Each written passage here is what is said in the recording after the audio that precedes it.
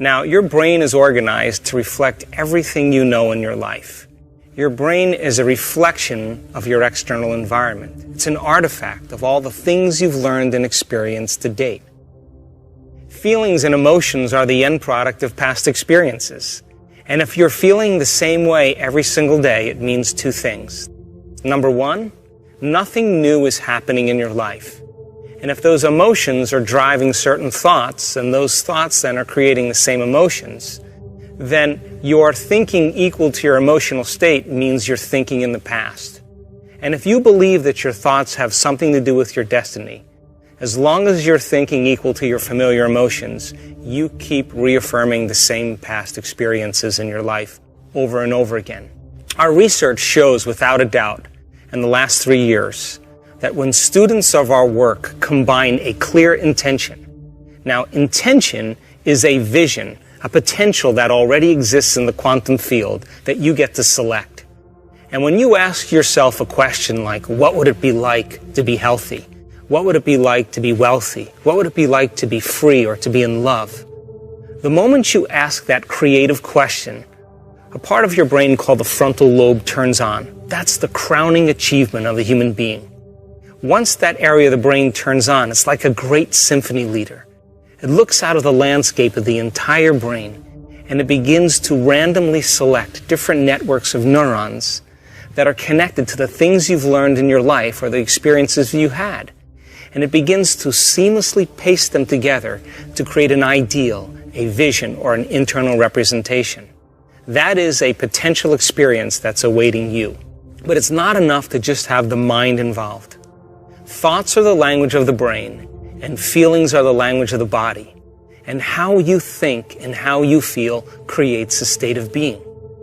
Once you can begin to emotionally embrace that future reality before it's made manifest, when you combine that clear intention with an elevated emotion, the freedom, the joy, the inspiration, the genuine love that you feel or gratitude from that experience, the moment you do that, your body, as the unconscious mind, begins to believe it's living in that future reality in the present moment.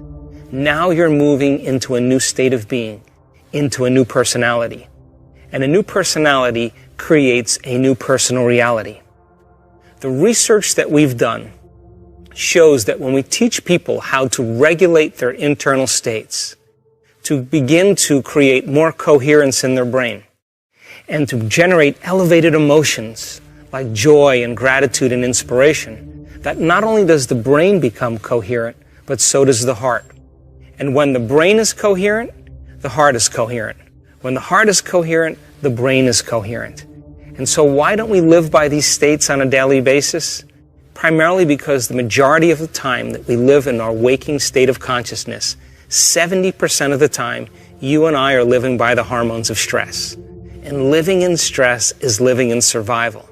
And when you're living in survival, the very chemicals of survival cause you to function as materialist, defining your reality with your senses. You pay attention to objects and things and people. You begin to believe that your outer world is more real than your inner world. And the side effect of this, over time, begins to cause us to feel separate from possibility. Why? Because when you're threatened by some predator or some danger in your life, it's not a time to go in. It's not a time to trust the unknown. It's not a time to open your heart and feel love. It's not a time to communicate. It's not a time to create. It's not a time to learn. It's a time to survive. So then, in order for us to create then, we have to lay down the very thing we used our whole life to get what we want for something greater to occur. And most importantly, we want you to understand when you're in the creative state and when you're not.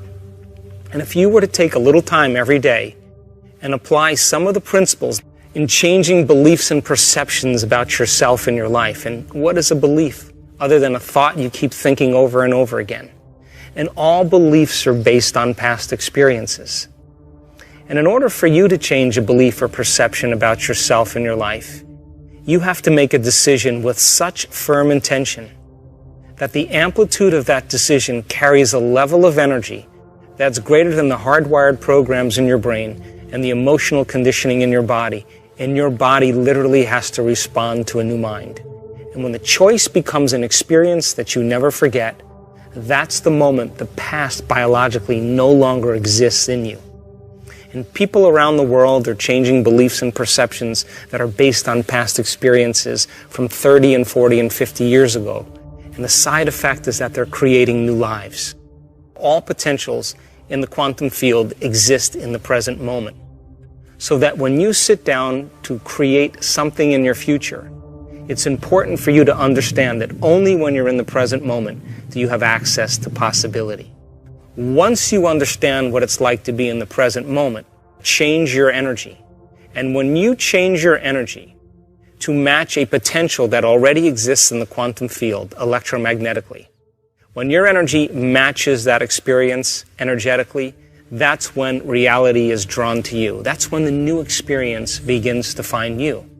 So whether you want to change your health, or create something new in your life, or experience a mystical moment, lucid dream, whatever your passion or desire is, specifically select those potentials and create the life that you want, so that you don't have to go and get it, that in fact it comes to you.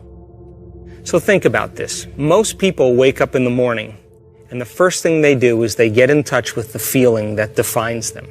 The moment they get in touch with that feeling, whether it's suffering or guilt or shame or judgment or unworthiness, they begin to start their day from that emotional state. In other words, they're already living in the past.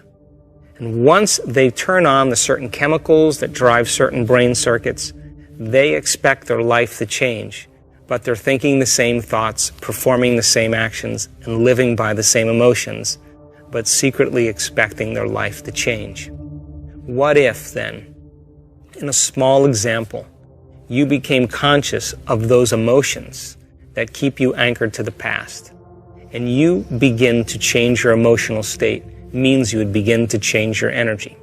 Now, from a quantum perspective, the thoughts that you think are like the electrical charge in the quantum field.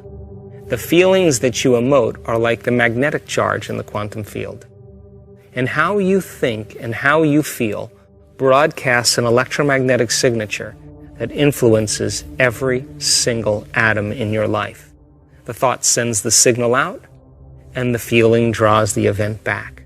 So you are broadcasting information on a daily basis into the field.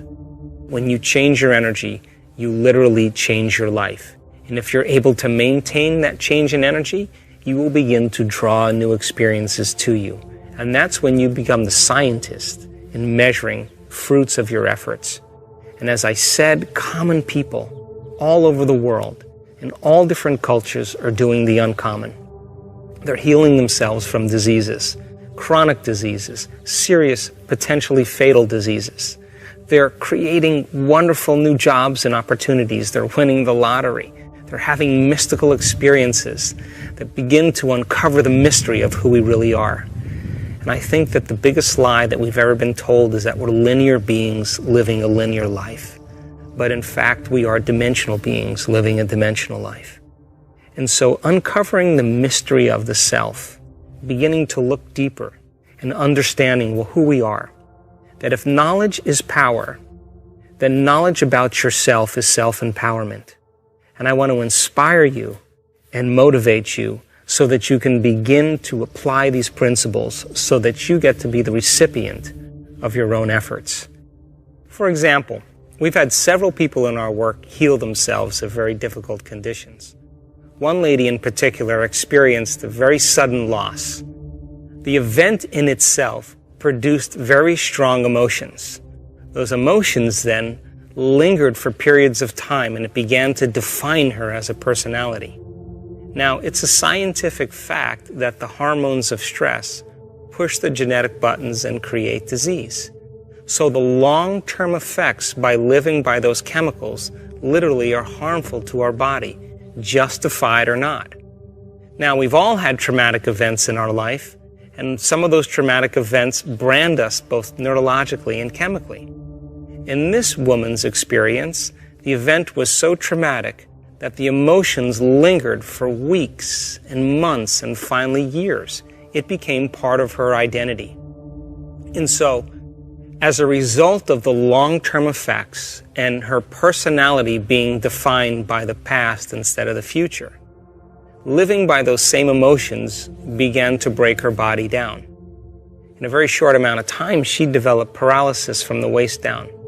The result of the effect of the paralysis created more stress in her life. Now she couldn't work. She couldn't take care of her children. She couldn't make any money. She couldn't take care of her house. She had to get assistance from other people, and her mother had to move in with her. And because of all of the effects of those circumstances, her stress hormones went up. In a short amount of time, she developed ulcerations on all the mucous membranes of her body. Those mucous membranes with all the ulcers caused her to no longer eat properly. She couldn't eat. And because she couldn't eat, the chemical imbalance from no longer eating enhanced her stress levels even further. Within 3 to 4 months, she developed esophageal cancer. Now, this woman was smart enough to realize that probably the effect of those chemicals were the reason why she developed her condition.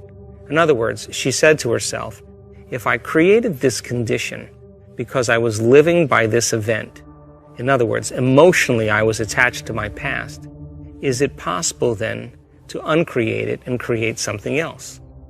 So she began the work and the meditations, and every single day, whether she felt like it or not, she practiced her meditations. And for sure, she had certain days where she didn't feel like doing her meditations because she didn't feel well, but she did them anyway. She also made the decision that she wasn't going to get up from her meditations until she was in love with life. Now, to the materialist, the person who's defining reality with their senses, to the materialist, there's no reason for her to be in love with life. Why? She had a traumatic event. She had no job. She had no money. She was paralyzed. She had a diagnosis of cancer. She couldn't eat. She was in internal pain. She was in external pain. But she said, I'm going to teach my body emotionally what my future could feel like before it's made manifest. And every single day, day by day, she overcame a small part of herself. And within a very short period of time, about a year, she was able to reverse those conditions. To this day, this woman has no cancer. She has no ulcerations in any of her mucous membranes. She has no paralysis or pain inside of her body or outside of her body. And she has a new life. So new personality creates a new personal reality. The disease exists in the old personality. She's literally become someone else. Now, if you talk to this woman about that experience, she'll tell you that experience was her greatest teacher. Most of us, though, when we can't overcome an experience, when someone says to us, why are we this way? We typically say, we are this way because of some event that's happened to us in the past, which means I haven't been able to change since that event. That event altered me emotionally.